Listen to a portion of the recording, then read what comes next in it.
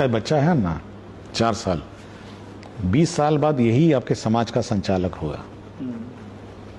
मतलब 4 साल 5 साल मतलब यही समाज में रहेगा। हम लोग तो बुजुर्ग हो जाएंगे लेकिन समाज वही दिखेगा। अगर आज उसको ट्रैफिक नियम नहीं समझाएंगे, अगर आपको उसको सिविक सेंस नहीं समझाएंगे तो 24 साल के उम्र में वो सिविक सेंस क्या हो तो कुछ भी नहीं समझेगा। समाज में जो न्यूसेंस होता है ना वो उस स्टेज से निकलता है।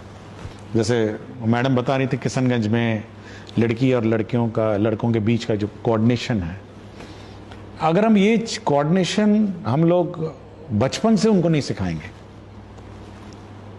तो भविष्य में बहुत समस्या खड़ा कर देगा।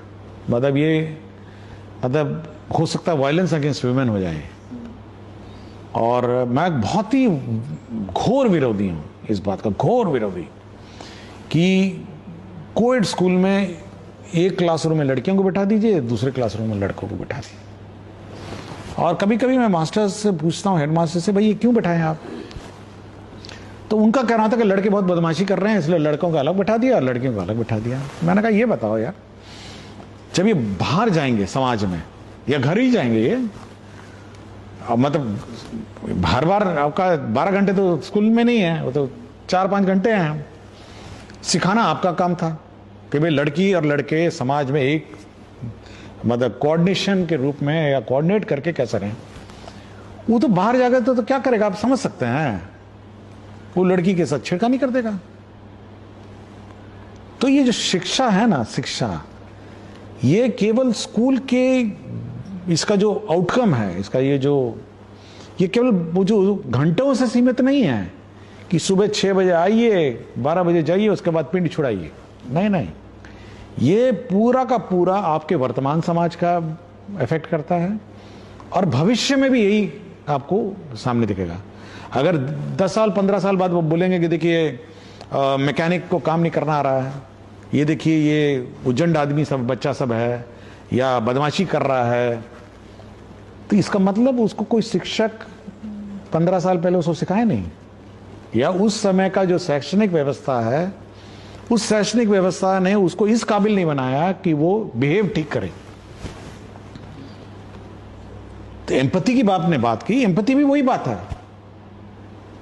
तो हम इस 6 घंटे में यह बहुत उम्मीद करते हैं, हम तो कुछ ज्यादा ही उम्मीद करते हैं कि इसी बीच आपको शैक्षणिक कार्य उसको समझाना है, उसको सिविक सेंस भी समझाना है, उसको डिसिप्लिन भी समझा। आप किताबें देखी होंगी, इस बार किताबें मैंने ही डिजाइन किया, कवर मैंने डिजाइन किया है, जो आगे और पीछे की कवर मैंने डिजाइन किया है। तो लोग पूछे कि क्यों?